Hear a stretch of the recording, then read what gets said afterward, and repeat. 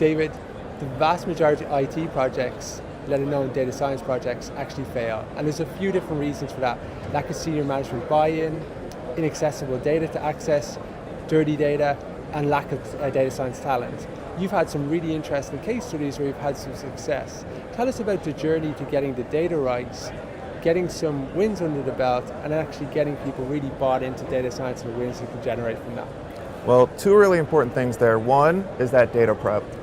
When I started at Children's Hospital Los Angeles, really took the time to invest in the data that we knew we were going to be using, and so spend the time, do the munging, get it right.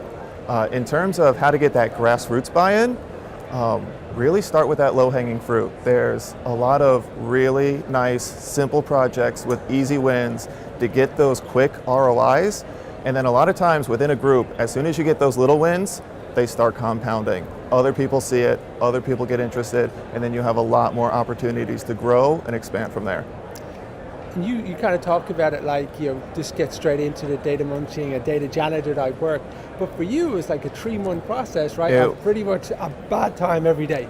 And I think we got a little bit lucky because I spent 4 solid months with our data. We're really fortunate at Children's Hospital Los Angeles. We've got about 15 years of EMR coming out of our pediatric ICU. And so we have probably one of, if not the best pediatric ICU data set in the world. And we also had that early buy-in from some of our clinical team. And so we were working with them day in, day out, figuring out what's this variable mean, how is this important, can this be combined, are these erroneous values, how do we pull this all together? Because we knew that this value is where the value, this data is where the value is. And so we got to pull that together, make that investment, because from there, that's how we're going to leap off into everything else. So there's going to be a lot of parents watching this video now, and as a parent I can relate. Your child goes into hospital, you just do not want to be there. Tell us about how you're using data science to actually make that a better process and a better experience as a parent and also the child that's there. I think one of the really underappreciated aspects of data science is that when you talk about model interpretability, we get all of these models, and there's actually a lot of the inner workings under the hood that we can pull out and provide to the clinician to help them explain to the parent precisely what's taking place.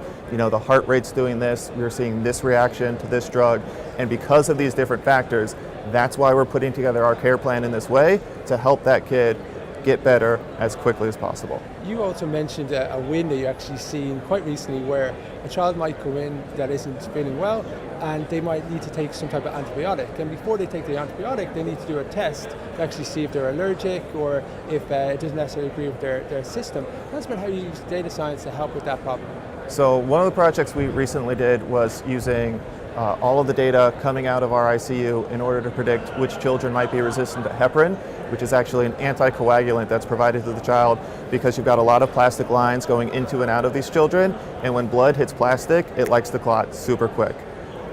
So the issue is if you give too much heparin and you actually thin the blood too much, all of a sudden you have risks for internal, external bleeding, and so there's this very difficult struggle and balancing act in order to get the appropriate levels of therapeutic heparin. And they currently have no bedside capability to determine which kids are going to be resistant to heparin and which aren't.